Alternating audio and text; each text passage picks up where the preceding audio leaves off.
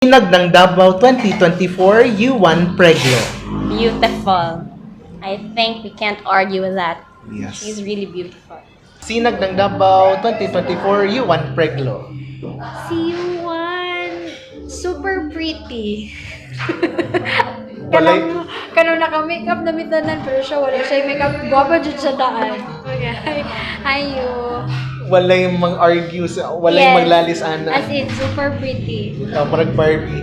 Barbie. Ano na lang, sige, Barbie. Okay. Sinag ng Davao 2024, U1 Preglo. Another beautiful Russian.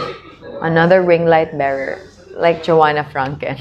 Yeah. Sinag ng Davao 2024, U1 Preglo. Yuan is very beautiful. Undeniable. Super. Everybody says that she's a Barbie. True. Barbie. Yeah. Former Sinag ng Davao 2024, U1 Preglo. Oh, gorgeous.